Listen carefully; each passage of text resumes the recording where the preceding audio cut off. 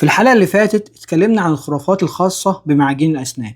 في الحلقات دي إن شاء الله احنا هنتكلم عن سؤال شاغل بال الناس كلها: هل المسواك يغني عن الفرشة ولا لأ؟ ده اللي هنعرفه النهاردة إن شاء الله.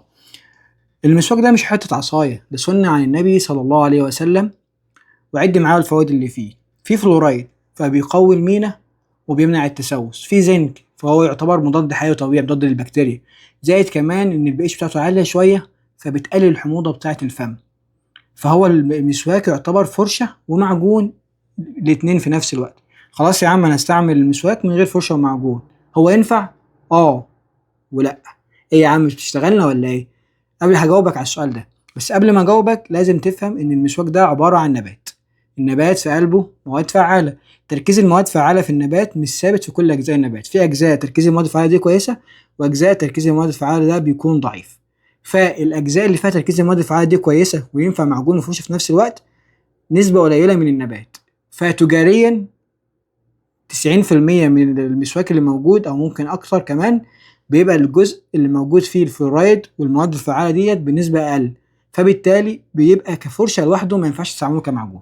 يعني المسواك ممكن تستعمله كفرشة لوحده لكن ما ينفعش كفرشة ومعجون لان النسب بتبقى قليلة.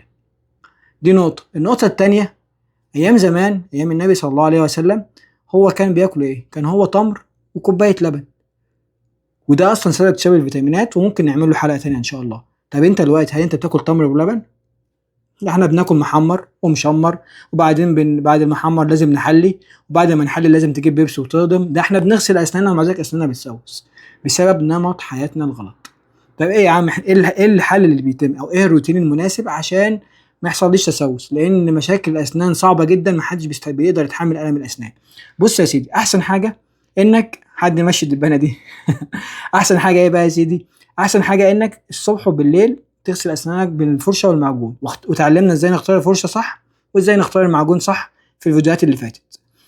وبعدين يبقى معاك خيط تنظف بين الاسنان بعد الاكل، وخصوصا بعد وجبه الغداء بعد الوجبه الرئيسيه. ويبقى معاك المسواك في جيبك تستعمله طول اليوم، تنظف بيه، بتستعمله زي الفرشه بالظبط، تنظف بيه، يبقى معاك في جيبك تنظف بيه طول اليوم. كده انت معاك وقايه من التسوس ومن كل مشاكل الاسنان. واحنا بنعمل كده عشان تقي نفسك من الم الاسنان اللي محدش بيقدر يتحمله. خليك فاكر دايما ان صحتك اهم. سلام.